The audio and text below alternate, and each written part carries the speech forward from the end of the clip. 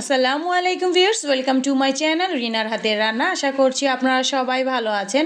হাজির হয়ে গেছি নতুন আরেকটি রেসিপি নিয়ে, ভেজিটেবল ফ্রাইড রাইস। এটা তৈরি করা খুবই সহজ, চিকেন ছাড়াই খুবই সহজে আজকে আমি আপনাদেরকে তৈরি করে দেখাবো। এখানে কোনো চিকেন কিংবা মিট ইউজ করা হয় না, শুধুমাত্র ভেজিটেবল আর এগ দিয়ে তৈরি করা হয়। আর এটা কম বেশি সবাই খেতে পছন্দ করে এবং অনেকেই রান্না করতে পারেন, কিন্তু কিছু টেস্ট অ্যান্ড টেক্সচারের কারণে কিছু না কিছু গরমিল হয়ে যায়। আজকে একদম রেস্টুরেন্ট স্টাইলে পারফেক্ট ফ্রাইড রাইস তৈরি করে দেখাবো। তো চলুন কথা না বাড়িয়ে রেসিপিটা দেখে নিই। প্রথমে আমি এখানে নিয়ে নিয়েছি চিনি গুঁড়া পোলার চাল। আপনারা পোলার চালের পরিবর্তে এখানে আপনারা চাইলে বাসমতি চালটাও নিতে পারেন।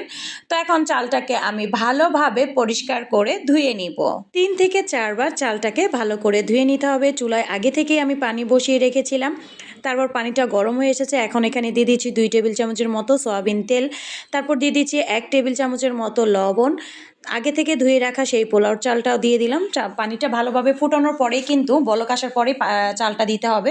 আর চালটা দিয়ে কিন্তু সাথে সাথে নেড়ে চেড়ে দিতে হবে, তা না হলে কিন্তু দলা পেকে যাবে। আর এই তেল আর লবণটার কারণেই কিন্তু রাইসটা রান্না করার পরেও কিন্তু ঝরঝরে পারফেক্ট থাকবে। তো আমি একটু অনবরত নেড়ে চেড়ে দিচ্ছি।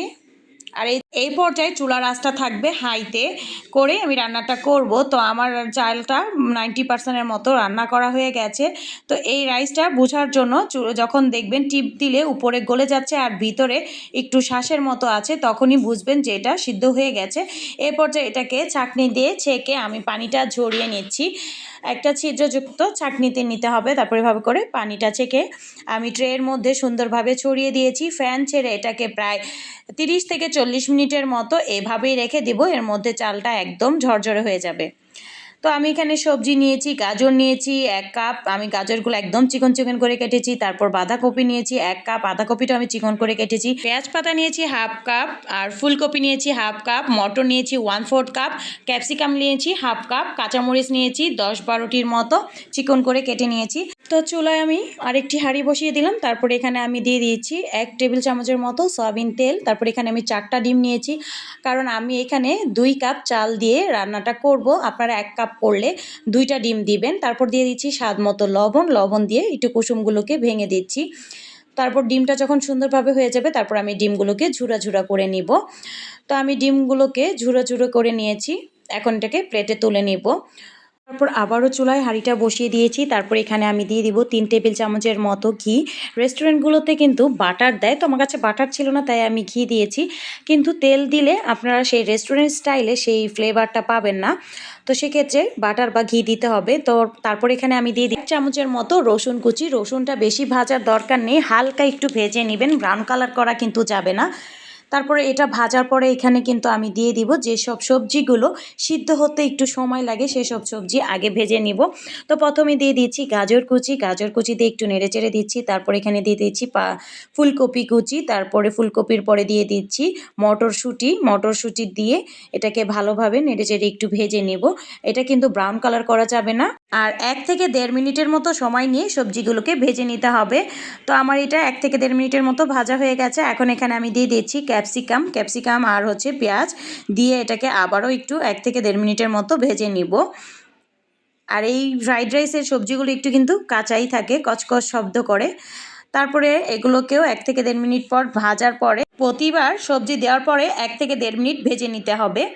তো সব কিছু দেওয়ার পরে সবশেষে এখানে আমি এখন দিয়ে দিচ্ছি বাঁধাকপি কুচি। বাঁধাকপিটা সিদ্ধ হতে বেশি সময় লাগে না, তাই এটা আমি সবার শেষে দিলাম। দিয়ে এটাকে আবারও অনবরত নেড়ে চেড়ে 1 থেকে 1.5 মিনিটের মতো ভেজে নিব। আর এই সবজিগুলো ভাজার সময় চুলার আঁচটা থাকতে হবে মিডিয়াম টু হাইতে, কারণ রেস্টুরেন্টগুলোতে এই চুলার আঁচটা হাইতে করেই কিন্তু ভেজে থাকে। তো সবগুলো সবজি একে একে দিয়ে আমি ভালোভাবে কিন্তু ভেজে নিয়েছি। এখন এখানে আমি দিয়ে দিব কাঁচামরিচ কুচি, সবশেষে দিচ্ছি কারণ ঝালটা আগে দিলে বেশি হয়ে যাবে, তাই আমি সবশেষে কাঁচামরিচটা দিলাম। কাঁচামরিচটা দিয়ে আবারও অনবরত একটু নেড়ে চেড়ে মিশিয়ে নিলাম।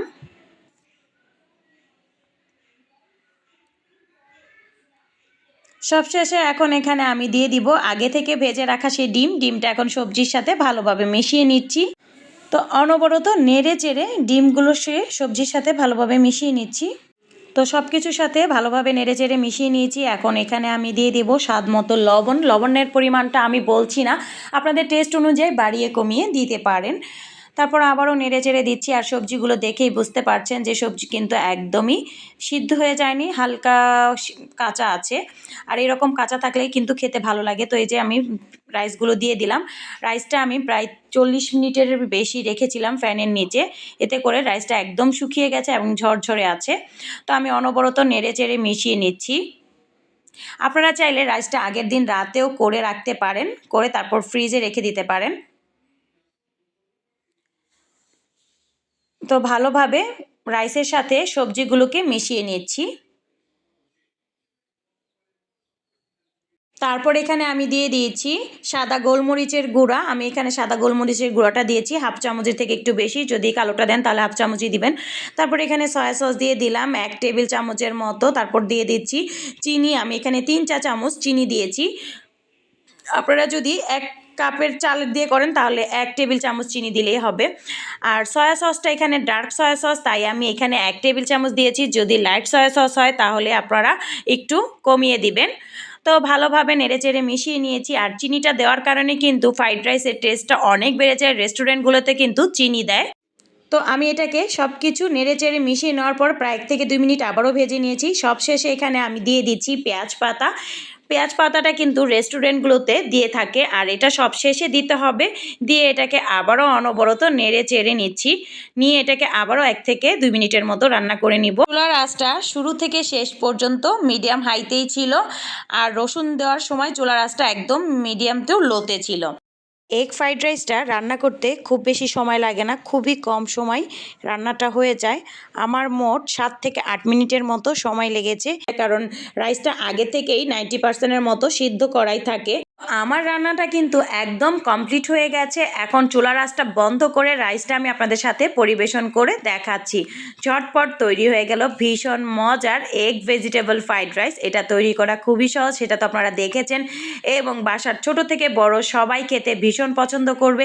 একবার তৈরি করলে বারবার আপনাকে তৈরি করে দিতে বলবে, রেস্টুরেন্টের কথা ভুলেই যাবে। যে পাত্রে রান্না করবেন রান্নাটা হওয়ার সাথে সাথে পাত্র থেকে ঢেলে নেবেন, তা না হলে কিন্তু রাইসটা কিন্তু এরকম ঝরঝরে পারফেক্ট থাকবে না। প্রত্যেকটা টিপস ফলো করে রান্না করবেন, তাহলে আপনাদের রাইসটাও কিন্তু একদম রেস্টুরেন্ট স্টাইলে ঝরঝরে পারফেক্ট ফ্রাইড রাইস হবে। আর এই ভেজিটেবল ফ্রাইড রাইসটা আপনারা চাইলে বাচ্চাদের স্কুলের টিফিনও দিতে পারেন, সাথে একটা চিকেন ভেজে দিবেন।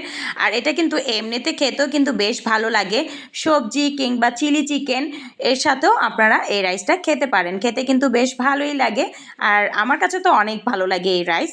তো আমার এই রেসিপিটা আপনাদের কাছে কেমন লেগেছে? যদি ভালো লেগে থাকে তাহলে অবশ্যই লাইক, কমেন্টস এবং সাবস্ক্রাইব করবেন। পাশে থাকা বেল আইকনটি প্রেস করে রাখবেন। আপনার একটি মূল্যবান লাইক অ্যান্ড কমেন্টসে আমাকে নতুন নতুন ভিডিও তৈরি করতে উৎসাহ জায়গায়। ভালো থাকবেন সবাই। আল্লাহ হাফেজ, আসসালামু আলাইকুম।